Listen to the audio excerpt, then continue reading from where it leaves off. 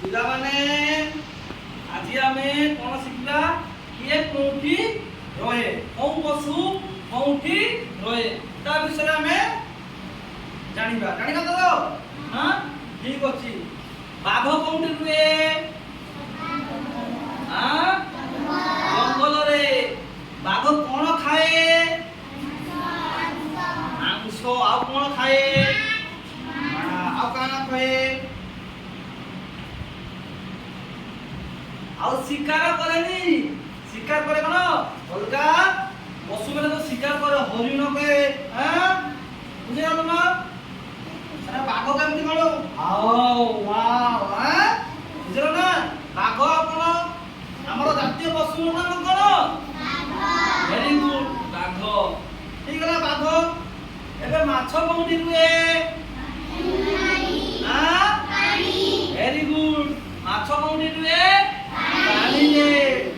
তারপরে মাংকড় কোনটি রুহে? গছরে। মাংকড় কোন খায়ে?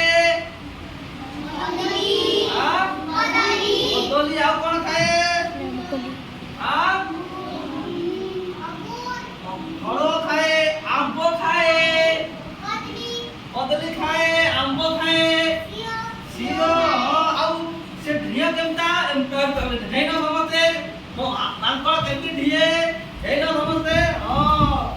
Very good. ବାସ୍। ବସ ଏବେ ବସ। ଭେରି ଗୁଡ୍, ଠିକ ଅଛି। ପକ୍ଷୀ ପକ୍ଷୀ କୋଉଠି ରୁହେ? ଗଛରେ ବସା କରିକି ରହେ। ପକ୍ଷୀ କ'ଣ ଖାଏ? ସବୁ କ'ଣ ଖାଏ? ଧାନ ଖାଏ, ଚାଉଳ ଖାଏ, ଆଉ କ'ଣ ଖାଏ? ଗୋଟେ ଚଢେଇ ଦେଖିଛ? ଇଏ ଖାଏ କ'ଣ? ଏଇଟା ସବୁ ସେଟା ବି ଖାଏ। ଠିକ ଅଛି। ଆମର ଜାତୀୟ ପକ୍ଷୀ ନାମ କ'ଣ କିଏ କହିପାରିବ? କ'ଣ? ମୟୂର। ମୟୂର କେମିତି ହେଲା? ସେ କଳାହାଣ୍ଡିଆ ମେଘ ଆସିଲେ କ'ଣ? ମେଘ ଆସିଲେ କ'ଣ ନାଚିବ? କିଏ? ମୟୂର ନାଚେ। ମୟୂର କେମିତି ଉଡେ? ଏମିତି କରି ନା। Very good. ଆଉ କିଏ କହିପାରିବ କିଏ କୋଉଠି ରୁହେ? ସିଂହ କୋଉଠି ରୁହେ? ଜଙ୍ଗଲରେ ରୁହେ ହେଲା, ବନରେ ରୁହେ ହେଲା। ଠିକ ଅଛି। ଆଉ ସାପ କୋଉଠି ରୁହେ? ସାପ ଗାତରେ ରୁହେ। ଗାତରେ ସାପ। ତାହେଲେ এই ଜଙ୍ଗଲରେ ବି ରୁହେ ସାପ। ଠିକ ଅଛି।